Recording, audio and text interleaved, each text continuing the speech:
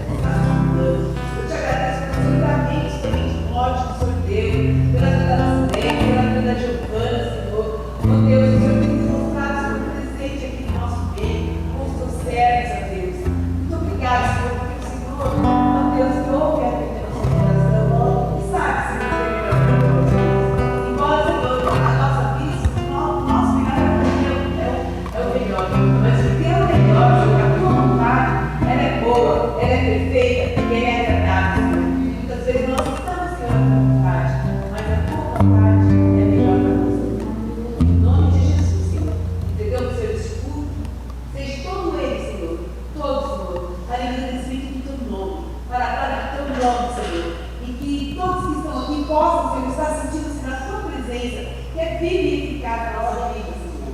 Que teu nome seja louvado, que teu nome seja exaltado, através dos cânticos, através das orações, da palavra, que vai ser ministrada, Senhor, em nome de Jesus. Faça, Senhor, sentir sensível a tua palavra, aos louvores da noite. Deus, da vida. Precisamos tocar no teu coração, no nosso coração, Pai. Queremos ser agradar a ti, Senhor. Porque estamos nessa terra para te agradar. Estamos nessa terra para te servir, para te adorar, para te obedecer. Fomos feitos para a tua glória, Senhor. Seja engrandecido, Senhor, através das nossas vidas, Senhor. Nos ensina, Senhor, a te engrandecer, Senhor. Nos ensina a te adorar, a te louvar. Que possamos ser esses adoradores, que o Senhor procura, Senhor, que te adore em espírito de verdade. Que possamos, Senhor, te adorar em espírito de verdade, Deus. Deixar as nossas carnalidades, deixar as nossas pecados pessoais, os pecadores, mas que possamos ter consciência de que precisamos reconhecer todos os dias para agradar o teu nome, para agradar a ti, Senhor.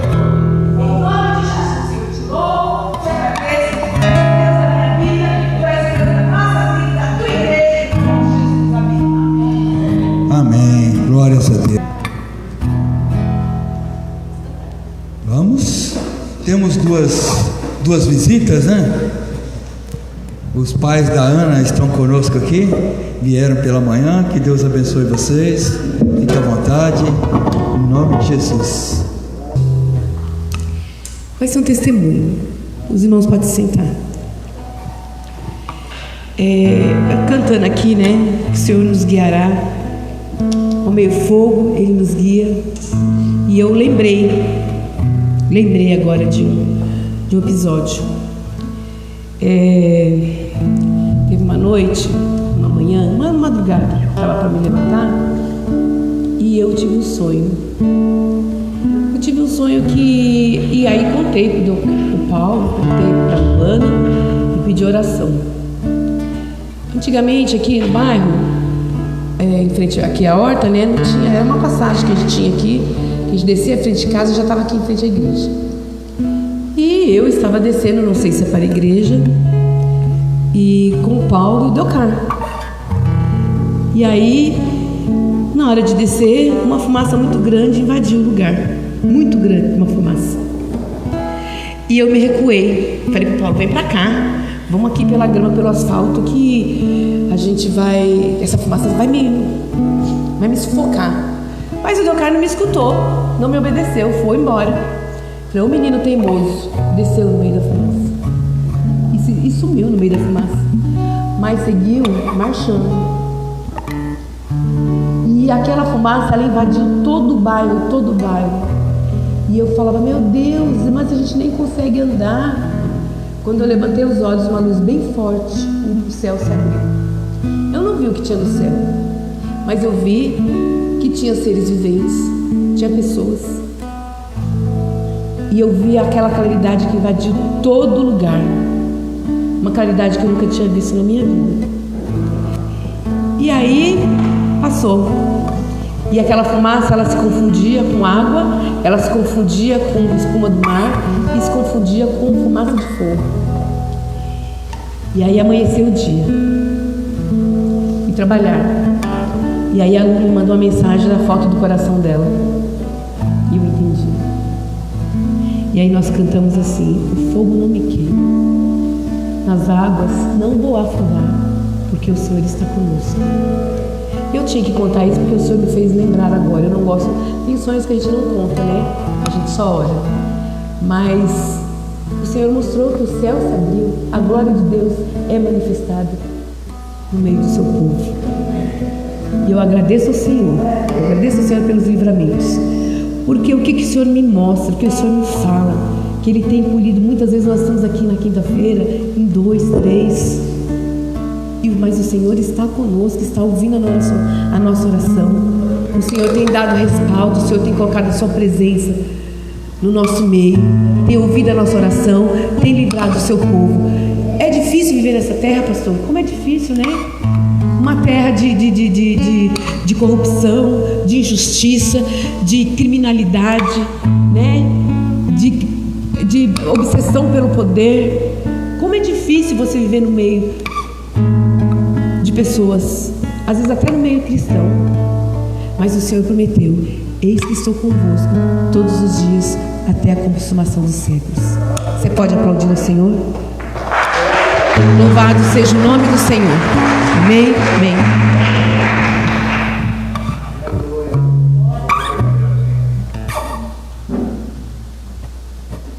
Amém, glória a Deus.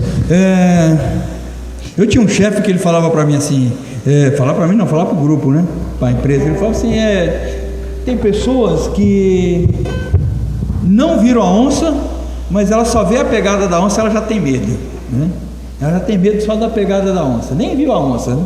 Então eu falo assim para você, você tem medo do quê? Né? Que a mensagem fala, temer por quê? Você tem medo do quê? Pedro, os discípulos, ao verem Jesus andando sobre o mar, eles não reconheceram Jesus, e eles tiveram medo do quê? Vocês lembram? Fantasmas, homens brabos, hein? No nosso tempo a gente fala homens brabos, né? Valentes, pescadores, tiveram medo de fantasma no meio do mar. E logo em seguida, Pedro, valente, né? Não, é o Jesus, reconheceu, é Jesus mesmo? Então me chama que eu vou aí com você. Brabão, né? Aí chegou no meio do caminho, ele teve medo do quê? Não, ele não teve medo de afundar, não. Ele teve medo do vento. A Bíblia vai ter medo do vento. Irmãos, nós temos que ser igual Davi. Deus quer homens de coragem. O céu é homens de coragem, homens formados na guerra. Davi falou assim: olha, ainda que eu ande pelo vale da sombra da morte, não temerei mal algum. Você não deve temer mal algum, irmãos. Amém, irmãos? Vamos passar a palavra ao pastor Hélio, sem apresentações, já é da casa, aqui já todos conhecem. Eu só agradeço por ter vindo aqui mais uma vez aqui nos ajudar. Deus abençoe a sua vida.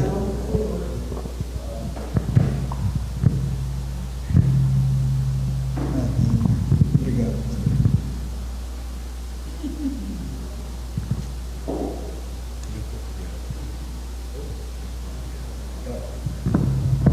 A paz, igreja, tudo bem? Testemunho maravilhoso da irmã contando agora. Nós observamos que nós perguntamos para Deus, sempre é a nossa pergunta. Às vezes ele não está no barulho, às vezes ele não está na fumaça. Mas às vezes Deus está onde? No silêncio. Ele pode estar ali. Mas que nem a irmã Cátia falou, que machuca muito o ser humano é o medo. Porque o medo ele vai passar por um processo de uma ansiedade muito grande. E essa ansiedade que realmente arrebenta qualquer ser humano. E tudo isso nós temos que colocar diante do Senhor Jesus. Eu me lembro que no mês de setembro fui cometido pela uma enfermidade. E eu fui várias vezes do médico, e o médico me dava um remédio, um paliativo. E eu chegava em casa, às vezes, quando a esposa chegava da faculdade, eu dizia assim, ela falou, e aí o remédio? Eu falei, o remédio não fez nada não, eu estou do mesmo jeito. Depois de 3 semanas ele falou, vamos fazer um exame maior? Aí ele foi fazer um exame mais apropriado, e aí ele disse assim, você está com uma pneumonia muito avançada. E ali eu pude olhar e ver como nós somos fraquinhos diante de Deus. Nada, não somos nada. Foi um momento muito assim, é complicado para mim, para a família, mas a mão de Deus, ela foi sobre a minha vida e a vida da minha família. Estamos aqui hoje, de novo louvando, glorificando o nome do Senhor Jesus. Eu quero partilhar hoje com os irmãos e com a igreja sobre o texto 1 Reis, capítulo 19. E eu só quero ler, vou ler vários versículos ali, mas eu só quero ler o versículo 9.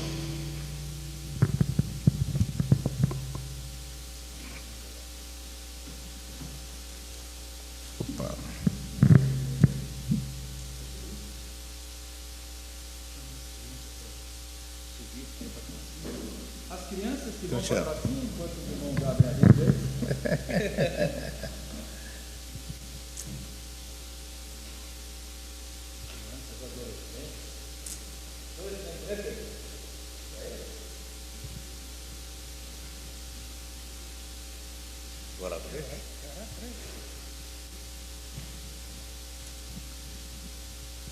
Querido Deus, nessa hora queremos colocar as criancinhas que vão pela sua classe, que o Senhor usa de maneira toda poderosa, grandiosa a vida das professoras, que sejam bênçãos na mão do Senhor Jesus.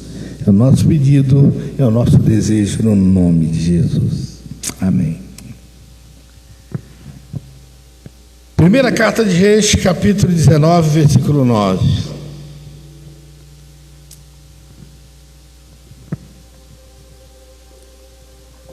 A Bíblia diz assim: e ali entrou numa caverna um homem chamado Elias, onde passou a noite, e eis que lhe veio a palavra do Senhor. Ele disse: que fazem aqui, Elias? Amém? Não ouvi nada. Amém? Opa, agora eu ouvi. Ouça bem. Uma voz interior, um subtema para essa mensagem. Quem era Elias? A Bíblia diz que Elias foi um dos maiores profetas do Velho Testamento. E qual foi a proeza que Elias fez, o profeta fez naquele tempo? O capítulo 18, 1 Reis, capítulo 18, vai trabalhar a ideia de que Elias deparou, Deus manda Elias dizer o seguinte: eu quero que você vá encontrar com quem? Com Acabe. Quem era Acabe? Era o rei da época. E quem era a esposa de Acabe? Era chamada mulher o quê? Jezabel. E aí Elias vai lá, conversa com ele, se apresenta a ele como foi ordenado pelo anjo, isso no capítulo 18, começando do 21 até o 40. A Bíblia diz que quando ele chega lá, Elias fala assim: olha, o que Acabe está fazendo não é correto. Mas não era correto por causa de quê? Porque Acabe estava acabando, destruindo o quê? O altar do Senhor Jesus. Para um pouquinho. Quantas vezes nós, como servos do Senhor, destruímos o altar de Deus? E Elias vai lá e defronta junto com Acabe. E Acabe não gostou daquela situação. E por que ele não gostou? Não gostou porque Acabe tinha muitos oficiais e entre eles tinha muitos anjos de guarda, como as pessoas falavam. Ou seja, os profetas adivinhadores. Se lembra disso? Oh, faz chover, tá. Oh, faz dar sol, faz. Vamos lá. Ele tinha, não tinha. A pessoa que fez isso era Elias. Mas ele também disse que ele tinha. E a Bíblia diz que houve um grande confronto. Por isso que Elias, é considerado o maior profeta. O que acontece? Acabe manda desafiar Elias. E Elias desafia Acabe. Diz o seguinte: nós vamos colocar aqui um novilho aqui. E aquele Deus que fizer descer fogo do céu será o Deus adorado. Espera aí. Tinha 450 profetas de quem? De Baal. E Elias topa o desafio. E Elias diz o seguinte: então, como vocês são a maioria, e ainda tinha umas 450 profetas de Asaf, que estava ali também no meio do bolo. Mas Elias disse assim: olha, eu quero que vocês, o desafio vai ser esse: vocês vão arrumar tudo primeiro e vão clamar o seu Deus. Eu vou ser o último a fazer.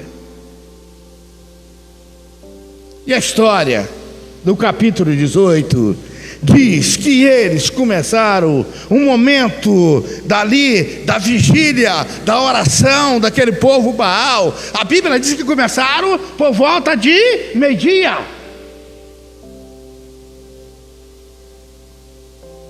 E deu 2 horas, o fogo não descia.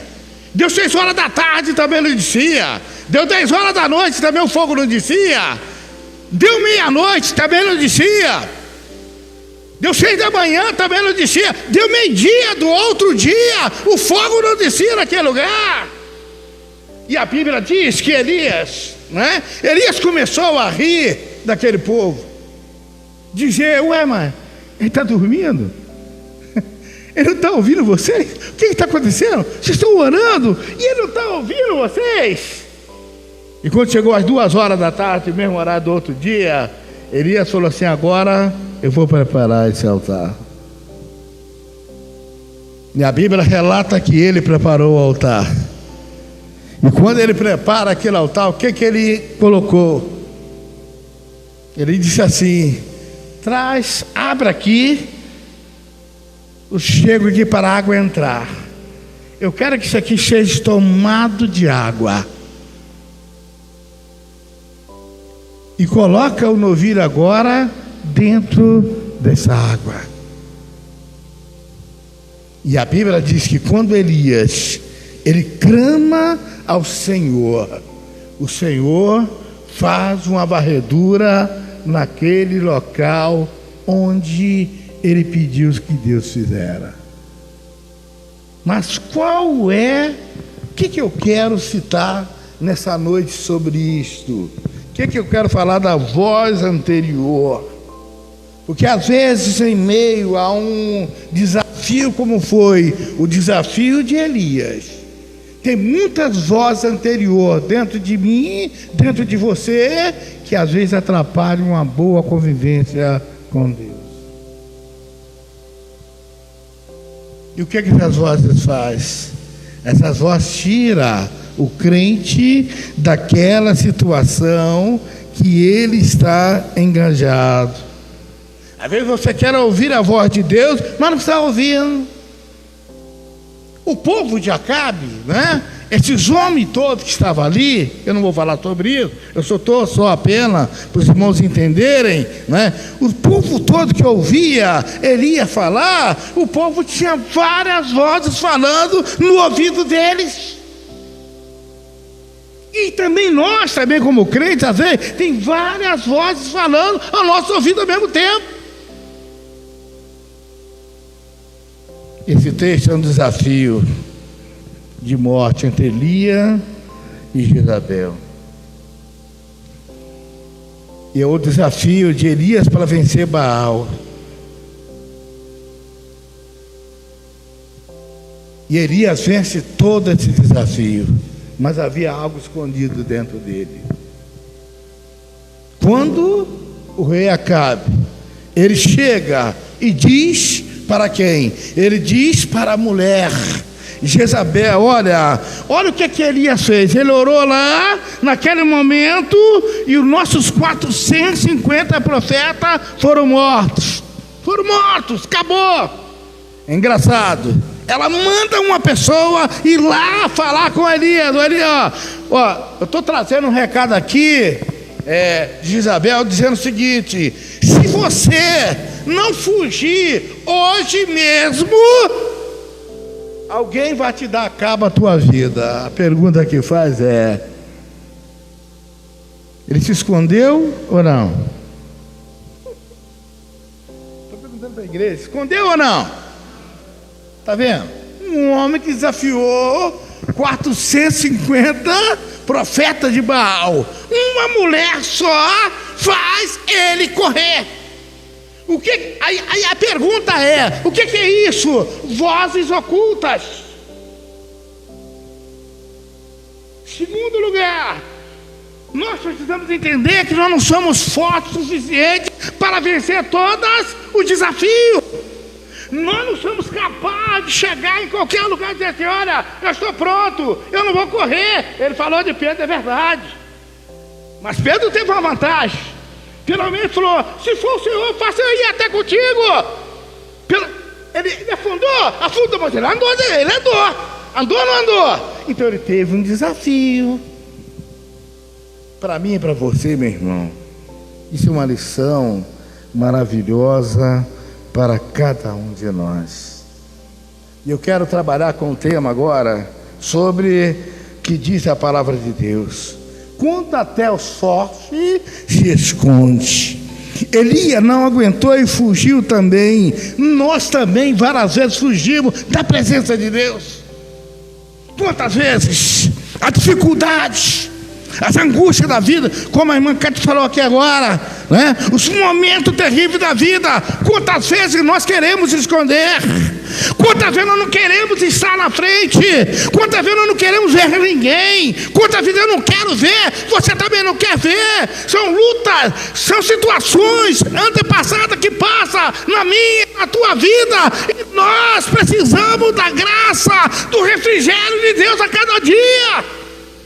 Senão você vai fugir, senão nós vamos correr. Elias correu porque teve medo. E nós, como seres humanos que somos, temos medo. Temos medo da morte, temos medo de perder, temos medo de não dar certo, temos medo daquilo não acontecer, temos medo de dizer assim: olha, e se o povo souber que eu falhei? E se o povo souber que eu não passei? Qual vai ser a resposta do povo? Ou seja, nós como cristãos estamos embaralhados nesse mundo tão caótico, dizendo o que o mundo pensa de mim e de você. Ao contrário, eu tenho que pensar assim: o que Deus pensa de mim, o que Deus pensa da igreja, o que eu estou fazendo para o povo de Deus, o que eu estou fazendo para a igreja de Deus. É essa a visão nossa diante da presença do Senhor. Amém? Não é verdade? Não é, meu querido diáconos? Nós somos o que o povo fala, né? E eu olhando esse texto, lendo em casa essa semana, eu fiquei observando outro detalhe. Há um texto também, capítulo 6 de Samuel, lá no verso 16 também, que a Bíblia relata que uma vez o altar do Senhor foi tirado do povo de Israel. E quando esse altar foi tirado, o povo sentiu muita falta. Por quê? O que era a arca do Senhor naquele lugar? O que significava a arca para aquele povo de Israel? O que era? Presença de Deus. De repente, o rei Davi, vai lá e convoca o povo, traz o povo e trouxeram a arca. Quando Davi estava entrando no arraial, e ele entrou com aquela arca, ele dançou, ele cantou, ele louvou o nome do Senhor. Mas havia uma pessoa que estava na janela. Quem era? A filha de Saul. Opa, estão preparados aí, Saul. Micael. Aí o que aconteceu? Ela desce de lá e vem até Davi. Quem era Davi para a filha de Saul? O que ele era? Ele era o esposo dela. Lembra disso? Ele era o esposo. Ela desce e chega e dá uma esculacho no Davi, chama ele de sem vergonha e tudo mais. A pergunta que surge é: onde nós estamos? Estamos na janela ou estamos aqui no pátio embaixo? Aonde você está? Aonde você está? Onde estava a filha do rei Saul? Estava na janela. E o que ela estava fazendo na janela? Observando tudo, ou seja, ela guardou tudo que não prestava, tudo que não valia nada para Deus, diante de Davi, dizendo assim: olha, você está usurpando o lugar do meu pai. Não tem nada a ver com a coisa que é outra. Mas surge uma dúvida para nós: aonde nós estamos? Eu e você. Nós estamos na janela ou estamos aqui no pátio? No chão. Quem está na janela está observando para criticar, para falar algo que não deveria. Quem está no pátio está louvando a Deus, está dizendo: eu estou gritando, eu estou aqui indo para lá e para cá, porque aqui eu estou sentindo a presença de... Quem está na janela não sente a presença de Deus. Quem está na janela quer criticar. Quem está na janela quer abusar. Quem está na janela quer sempre falar mal de você. E quem está no pátio, por quê? Quem está no chão? Porque quem está no chão quer dizer o seguinte: eu estou aqui para adorar, eu estou aqui para exaltar, eu estou aqui para dizer: Senhor, toma conta da minha vida. A pergunta é: aonde você está na igreja? Você está na janela ou está no pátio? Pense nisso. Continuando na mensagem. Engraçado que até os fortes, eles se escondem na caverna. É engraçado. E isso vale para mim, vale para você. É engraçado que naquele momento ele ficou parado pensando, dizendo: olha, por que eu estou nessa caverna? Por que Elias correu para uma caverna? Elias corre para a caverna, nesse versículo 9, porque Elias dizia assim: o meu tempo já acabou. O meu momento aqui nessa igreja já acabou. Aí seminaria. Quantas vezes eu como pastor, você como seminarista, nós como membro da igreja, nós estamos no lugar e falamos assim: meu tempo acabou. Deus não tem mais nada a fazer comigo nesse lugar. Mentira. A não ser quando Deus fala.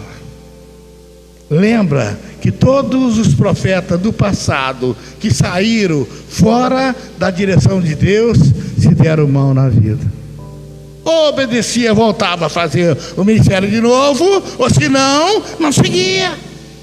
Mas olha o que Elias, né, o profeta, ele diz: olha, eu preciso sair porque meu tempo já acabou. Quem sabe que meu tempo, seu tempo acabou é quem? É você mesmo ou é Deus que fala? É Deus que fala. Eu sei que os momentos da vida, às vezes que nós passamos, tristeza, angústia, é muito complicado.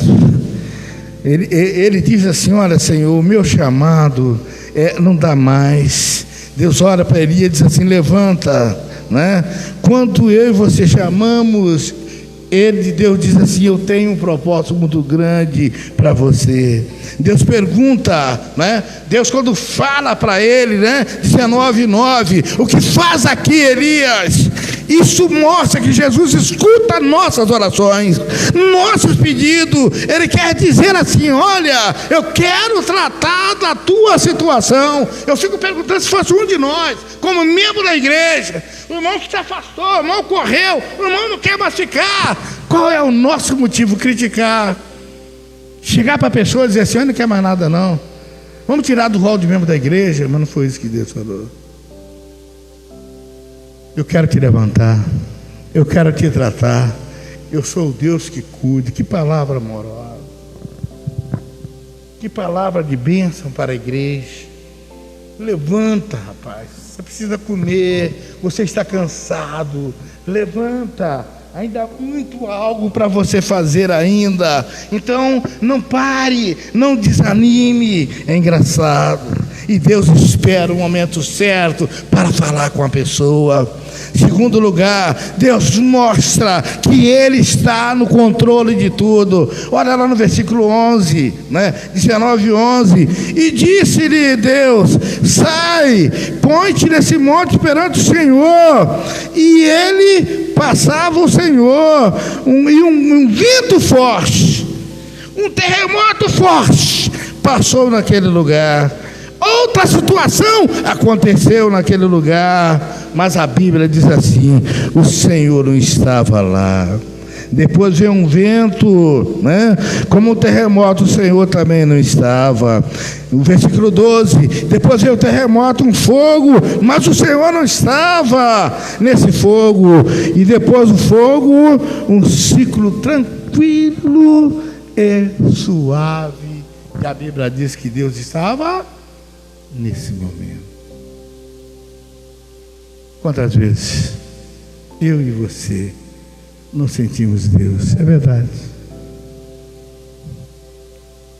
Às vezes nós queremos Deus no fogo. Não quero dizer que não tem. Atos 2 vai falar que naquela época, quando Deus chama o Novo Testamento, houve fogo e houve barulho, mas Deus estava ali, mas aquele não estava. Mas a Bíblia diz que quando aquele homem Elias viu aquele vento tranquilo, aquela brasa suave, ele sentiu que Deus estava lá. A pergunta para mim e para você hoje: quantas vezes nós ouvimos Deus falar? Quantas vezes pela noite você ouve Deus sussurrar no seu ouvido, no seu coração? O ano está chegando ao fim. Quantas lutas, quantas batalhas. O dirigente estava falando hoje. Tem um rapaz que perdeu a mãe, ou o pai que perdeu. Perdeu o quê? Perdeu o filho. Pois é, diz que não aceita de jeito nenhum. Mas a pergunta é: quantas vezes nós ouvimos Deus falar conosco?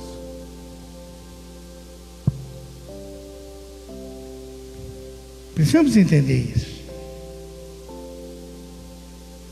Mas pastor, eu estou passando por uma tempestade, eu estou passando por um momento muito terrível na minha vida. Mas a pergunta é: Deus está aí? Por que eu estou dizendo isso? Porque o dar vida e tirar a vida pertence a quem? Pertence a quem, irmão? É Deus, é o dono. Ele é o dono de toda a situação. É engraçado que Deus, Ele olha para Elias e diz assim: levanta, eu quero ainda falar, eu quero te usar poderosamente ainda. Deus te dá direção, mesmo você não estiver sentindo nada, mesmo você não está sentindo nada. Às vezes tem momento que a gente levanta de manhã nas nossas casas e nós olhamos para um lado, olhamos para o outro, parece que nós não estamos vendo nada. Vamos trocar. Tem momento que você vem para a igreja e fala assim: rapaz, estou todo vazio, eu não tenho nada dentro de mim, só Deus sabe como eu estou. Mas é nesse momento, quando eu sou fraco, quando eu estou mesmo acabado, quando eu não sinto nada, é nesse momento que Deus quer te usar. Deus quer falar com você, Deus quer mudar a tua trajetória, Deus quer mudar o seu destino, Deus quer fazer você mais do que vencedor, em nome do Senhor Jesus. Porque quer dizer o quê? Deus se aperfeiçoa nas nossas fraquezas. Como é que você está diante de Deus, meu querido? Elias olha para um lado, olha para o outro, diz assim: meu Deus, o que eu sou? O que Elias pensou na sua vida? Como vive, como tudo está desabando. No verso 10, mesmo em meio à situação, Deus estava por perto de Elias. O que Deus queria dizer para ele? Mesmo diante daquilo que eu penso que Deus está longe, mesmo diante daquilo que eu falo assim: para mim não tem mais jeito, para mim acabou, para nós acabou, Deus está por perto dizendo assim: ó, minha irmã, eu sou contigo. Mas Senhor, eu tenho orado, parece que eu não tenho sentido. Mas Deus tem ouvido o seu pedido, Deus tem ouvido a sua oração, aquela oração pela madrugada, de manhã. o romper da aurora. Deus está dizendo: eu estou te contemplando, eu estou te vendo. Às vezes a pessoa fala assim: mas eu estou orando por um filho há 5, 10 anos, 20 anos, continuo orando. No tempo de Deus, no momento de Deus, Deus vai dizer: vem, meu filho, agora é seu momento, agora é sua hora. E o seu momento chegou para a salvação na tua vida. Amém? Amém, igreja? É isso que Deus faz. É nesse momento. Qual a aplicação para a nossa vida? Como escutar a voz de Deus no meio dos caos? Se você estiver correndo, não vai ouvir a voz de Deus. Mas se você parar, se você começar a intencionar sua mente ao Senhor, você vai ouvir Deus falar contigo. E nós, como crentes, precisamos ouvir, meus irmãos, a voz do Senhor Jesus. Deus ainda tem plano para você. Lá no versículo 15, a Bíblia diz: disse-lhe o Senhor: vai e volta ao teu caminho para o deserto de Damasco, e chegará lá, você vai ungir a Jeziel, rei da Síria. Engraçado que quando Elias, aquele homem, o profeta maior do Velho Testamento, ele fala assim: para mim acabou, não tem mais jeito. No versículo 15, Deus fala assim: você tem muita coisa para fazer ainda tem muito a fazer. Vai lá, unge essas pessoas que serão bênção para mim no reino de Deus. Quantas vezes nós já falamos: vamos parar, eu acho que o tempo que eu já trabalhei já é o suficiente. O que você sente nem sempre é o que você quer. Lá no versículo 16, o filho de Nissi ungira, Deus falando com ele, com o homem chamado Elias: o rei unge ele sobre o rei de Israel. Também Eliseu, filho de Safate, e de Abel, Amiolá, girará o profeta em teu lugar, que no caso era Eliseu, né? Quem escapará da espada de Hazael? Jeú o matará. Quem escapará da espada de Jeú? Eliseu o matará. Também, o que a Bíblia diz? Conserve em Israel 7.000, todos não sujeiram diante de Baal, e toda a boca que não o beijou. É engraçado que quando ele está triste naquele monte, ele dizia assim: olha, Senhor, eu fui lá, encarei aqueles profetas todos, só eu que sobrei. E Deus olha, não é? Ele até agradeceu. Deus olha para ele e diz assim: tinha 7.000 homens orando por você. Às vezes, no nosso momento das nossas queixas, das nossas dúvidas, nós falamos: parece que eu estou sozinho. Mas Deus não deixa nem eu e nem você sozinho. Às vezes Ele nos leva à caverna para levantar e dizer: estou contigo. Talvez Ele leva à caverna para me lembrar que eu sozinho não sou nada. Talvez Ele nos leva à caverna para dizer: está vendo quem é você? Você é um fraco, você é fraquinho. Sem o meu poder você não é nada. O que Ele queria dizer para Eli é isso: vai até lá. E aí, e chegando na caverna, a caverna não tem comida, mas Deus mandou dar o sustento. Muitas pessoas dizem assim: como é que você vai sustentar? Deus sustenta. Deus sustenta. Por isso a Bíblia diz assim: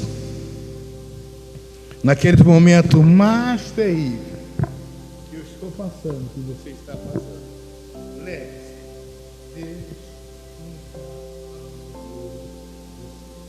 se Ele não abandona, o nosso objetivo é acreditar que existe um Deus todo-poderoso, um Deus de poder e de glória, que está dizendo assim: olha, mesmo diante de toda a sua luta, eu sou contigo para o que der e vier. E se Deus está comigo, se Ele está com você, acredite, porque tem bênção de Deus para mim e para você, no nome do Senhor Jesus. Amém?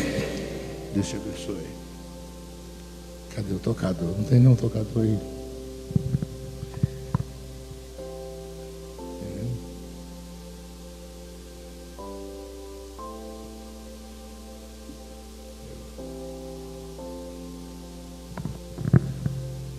Vai ter mais uma música ou não?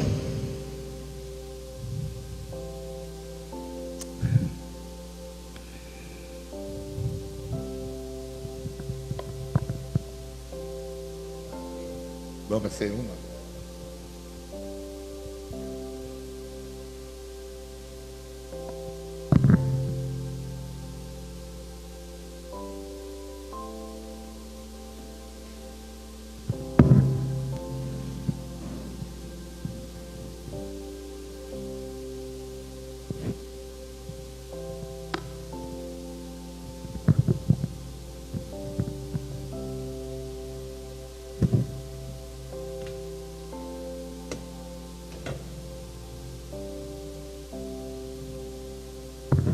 Convidar o nosso diácono para o momento da ceia do Senhor. É a última ceia do ano.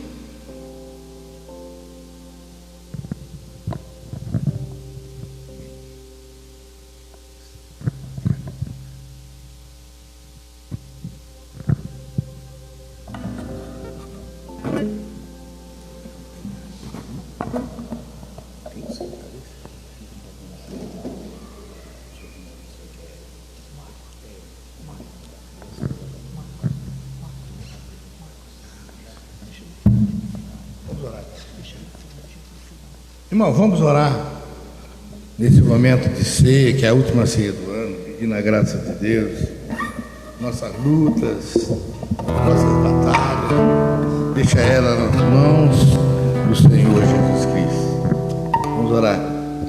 Querido Deus, nosso eterno Pai que está nos céus, nós olhamos para a vida de Elias e dizemos assim: precisamos ser como Elias, corajoso, vendo que Deus peleja por cada um de nós. Que nessa noite possamos colocar tudo nosso diante do Senhor. A Bíblia diz que Ele tem cuidado, Ele cuida de cada um de nós, o mínimo detalhe, que Ele possa cuidar de cada membro dessa igreja.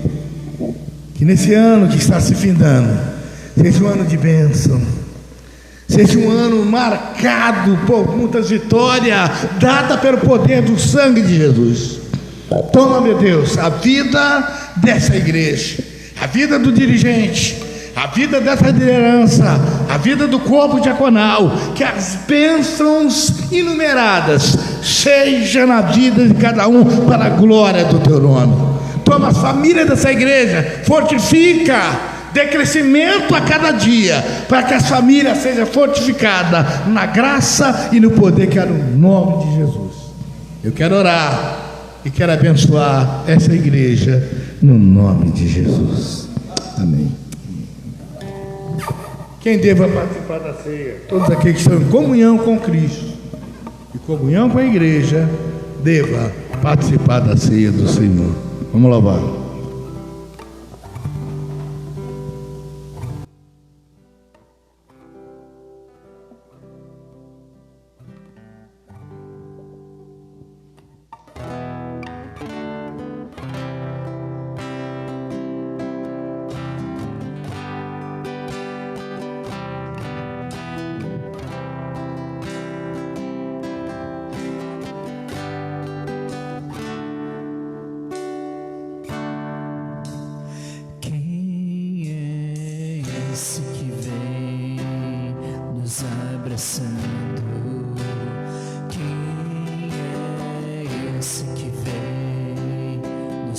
constrangendo com o olhar. Ele é tão santo, isso não é amor. Ele é tão manso, cuida dos corações.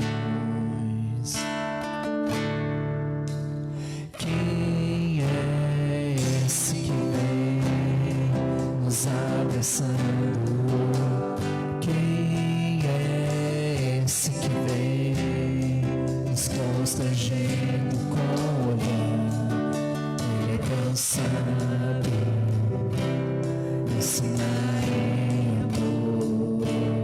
Ele é tão manso, cuida dos corações. Ele entrou em casa, ele está à mesa, ele nos observa, sabe que o esperamos, e ao partir o pão, os nossos olhos se abrem e reconhecemos quem tu és. Ao som da tua voz, os nossos corações queimam de amor, queimam de amor. E ao partir o pão, os nossos olhos se abrem e reconhecemos quem tu és. Ao som da tua voz, os nossos corações queimam de amor, queimam de amor. Nós arrumamos a casa, perfumamos ela toda, nós preparamos a mesa, todo lugar de honra. Nós arrumamos a casa, perfumamos ela toda, nós preparamos a mesa, todo lugar de honra. Tô em casa, ele está. Nos observa, sabe que o esperamos, e ao partir do pão, os nossos olhos se abrem e reconhecemos quem tu és. Ao som da tua voz, os nossos corações queimam de amor, queimam de amor. Nós arrumamos a casa, perfumamos ela toda, nós preparamos a mesa, todo lugar de honra. Nós arrumamos a casa, perfumamos ela toda, nós preparamos a mesa, todo lugar conhecemos quem tu és e reconhecemos quem tu és e reconhecemos quem tu és e reconhecemos quem tu és. Tome o lugar de honra.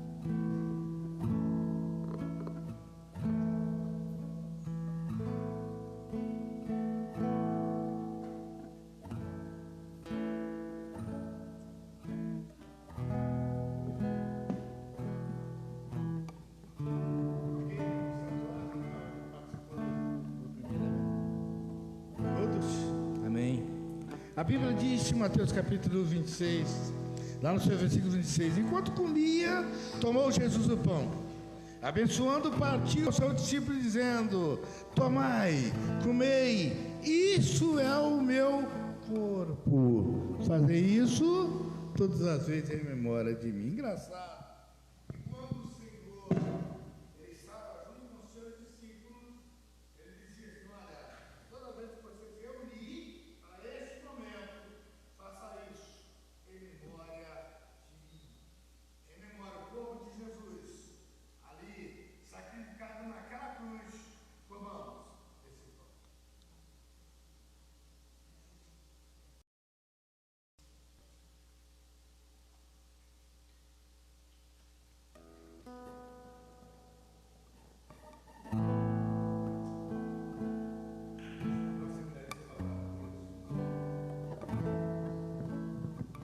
Senhor Deus e Pai, muito obrigado, Jesus, por esta oportunidade que dá a cada um de nós aqui de participar deste momento, Jesus. Obrigado, Jesus, por ter nos escolhido, Jesus. Antes mesmo, Senhor, de nós nascermos, Tu já escolheste nós, Senhor. Ó Deus, obrigado, Senhor, por esse grande amor que derramou a cada um de nós, Senhor. Ó Deus, obrigado, Senhor, pelo Teu grande amor derramado lá na cruz, Senhor, e desta oportunidade de estarmos em comunhão com os nossos irmãos, aguardando a Tua volta, Senhor. Ó Deus, muito obrigado, em nome de Jesus. Amém.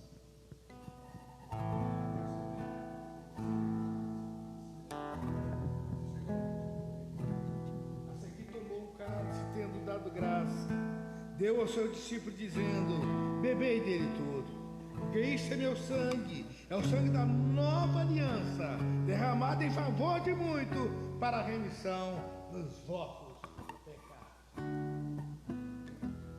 memória ao sangue de Cristo, derramado na cruz do Calvário. Irmãos,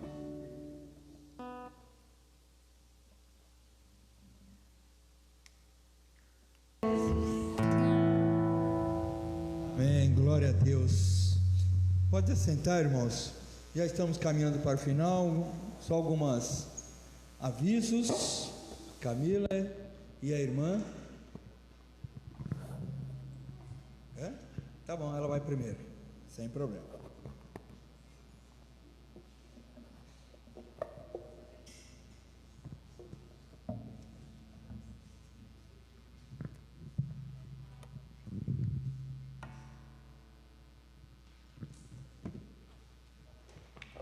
Boa noite, a paz.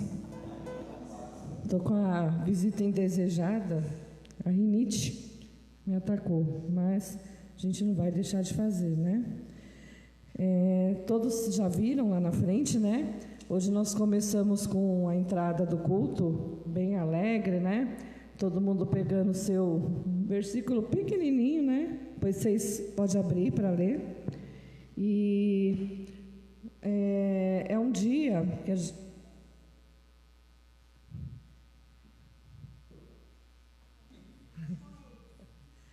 é um dia importante, né?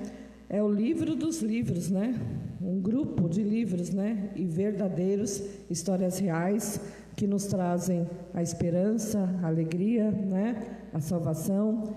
E eu posso dizer que nós somos abençoados. Porque nós passamos por problemas, ninguém vive sem problemas. Nós passamos dificuldades e etc., né? Se a gente for contar aqui, fica a noite inteira. Mas, do dia que você se converte e você aceita, é a primeira coisa, pelo menos comigo foi assim, é a primeira coisa que eu já ganhei uma Bíblia na hora, né? Que você se interessa e você começa a ter sede de ir atrás e ler, e você tem vontade, e é essa vontade, essa sede que a gente não pode perder, né? Eu vou ler rapidamente antes deles falarem o jogral. Eu costumo sempre ir atrás do históricozinho, né? Então tem a historiazinha aqui.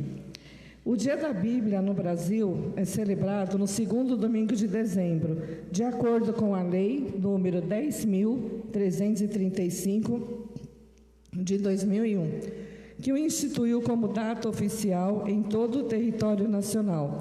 Essa celebração, que também pode ocorrer ao longo da semana que antecede o domingo, foi trazido ao Brasil pelos missionários evangélicos em 1850. Então, olha que bênção, né? Vou falar algumas palavras aqui para vocês. Vamos ver quem está prestando atenção. Palavras-chave que a gente costuma... São palavras que a gente não esquece, né? Que sempre está na nossa cabeça, está na Bíblia, que se diz respeito à Bíblia. Então, fé, luz, paz, sabedoria, obediência, alegria. Mas tem uma que eu não falei. Quem sabe qual que eu não falei? Não. Salvação. Amor temos que ter, né? Claro, a Bíblia nos transmite. Mas a salvação é o nosso primordial. É o que traz você com a vontade e a fome de ler a Bíblia. Não é verdade? Então eu vou passar aqui para eles. Vamos fazer na ordem? É melhor ser, então. Pedro é primeiro. Quem é o primeiro? É melhor vocês ficarem na ordem. Esqueci de avisar vocês.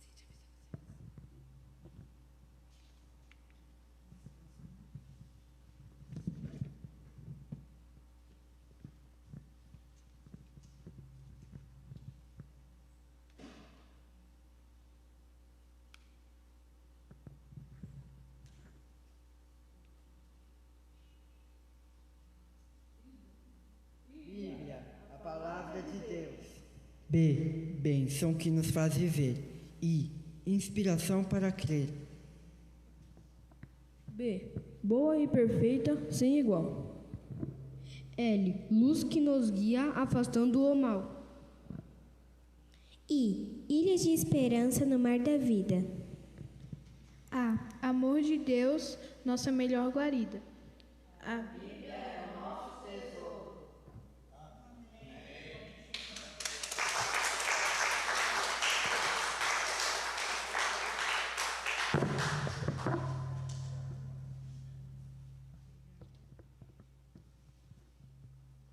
Enquanto a Juliana e o Pedro distribuem,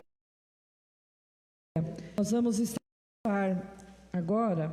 chamando os aniversariantes. Tem o Pedro dessa semana, assim que ele terminar ele vem.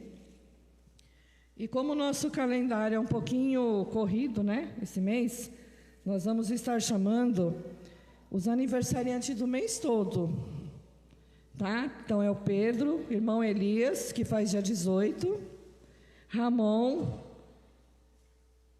Daniel, vou pedir para a avó dele representar. Irmão Evaldo não está, né? Irmã Marília, o irmão pode representar? É o esposo dela, não é? Não é? Ela foi de novembro. Tem alguém também que eu não chamei que foi de novembro, por um acaso, e às vezes a gente... vem de novo, o irmão quer... O Wagner quer de novo.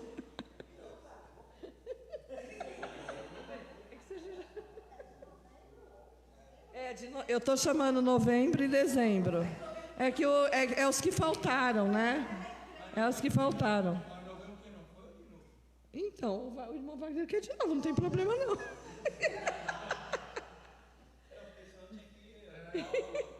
Então. Vem, Pedro.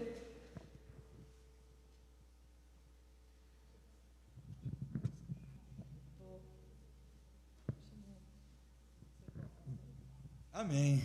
Vamos orar pela vida dos aniversariantes, dando graças a Deus por mais um ano de vida, que Deus retribua muito mais aí, eles curtam esse momento aí com Deus.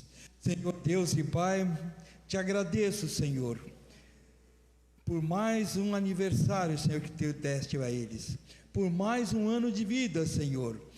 por mais, Senhor, este ano que Tu deste a eles, Senhor. Senhor, eu Te peço as Tuas bênçãos, Senhor, neste novo ano. Senhor, Tu conheces o coração, a mente deles, o que eles precisam de Ti, Jesus. Tu sabes muito mais do que até eles, ó Deus. Senhor, abra as portas do céu, Senhor, derrama as bênçãos tal sobre a vida deles, Senhor. Senhor, que eles possam estar sempre junto de Ti, Senhor, recebendo de Ti toda a instrução, toda a palavra, Senhor, ouvindo a Tua voz. Ó Senhor Deus, conceda, Senhor, o desejo do coração deles, no nome de Jesus. Amém. Deus abençoe no nome de Jesus. Amém. Presente depois? Tá bom.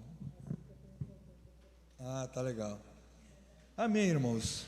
O dia da Bíblia, a Bíblia, pode ficar. A Bíblia, só vou contar um caso. Quando eu era criança, muito pobre, lá em Barbacena, é brincadeira. Quando eu era criança, muito pobre, minha mãe não tinha condição de dar quase nada para mim, meus pais, e eu pedia algumas coisas para minha mãe falava, eu te dar uma Bíblia, né? Uma Bíblia que ganhou na igreja, que nem ela comprou, mas tinha ganhado na igreja, e dava. E ela falava assim, não, mas esse é o melhor presente que se pode dar para você. E a gente triste não entendia ainda, né, que aquilo era o melhor presente, e tinha outros desejos, outras coisas que você queria. E hoje a gente já maduro, a gente já consegue entender por que a Bíblia é o maior presente que você pode ter na sua vida. Leia ela e ela vai transformar a sua vida. Amém, graças a Deus, igreja. Então, só para lembrar os irmãos que nós temos no nosso próximo final de semana o nosso encerramento. Então, no sábado nós teremos aí nossa confraternização, nosso jantar. Então, estou esperando os irmãos com os assados aí, a Claudete com os doces dela, né, Claudete? Então nós teremos o nosso jantar de Natal, nossa ceia, será no próximo sábado, a partir das 18 horas. E no domingo nós teremos, no horário do culto, nós não teremos escola bíblica dominical na semana que vem, mas nós teremos o nosso culto de Natal às 18h30. Então, venham e compareçam, tá bom? É isso. Amém, glória a Deus. Pastor, vai estar sábado que vem com a gente aí? Se puder, se tiver uma agenda aí, para vir aí. Para curtir uma festa também, né? Só roer o osso não, né? Amém. Glórias a Deus, vamos levantar. O pastor vai dar a bênção apostólica para nós. Se você lembrar também. Deus, eu falo para a igreja assim, Deus deu um dia e deu ordem, sábado. Ele falou sábado era um dia de descanso. Um dia de descanso quando não se cansava, né? Ele deu um dia para festejar, para comemorar. Também é um dia, né? Vamos orar, irmãos. Que o amor de Deus, que a doce consolação do Espírito Santo, que a graça salvadora possa estar com todo esse povo de Deus, não só hoje, mas para todo sempre. A igreja do Senhor diga amém. Amém, glória a Deus. Falaram que tem uma lá atrás para nós, além do cafezinho, né? Amém. Deus abençoe a todos, no nome de Jesus. Vão em paz, tenham uma semana abençoada.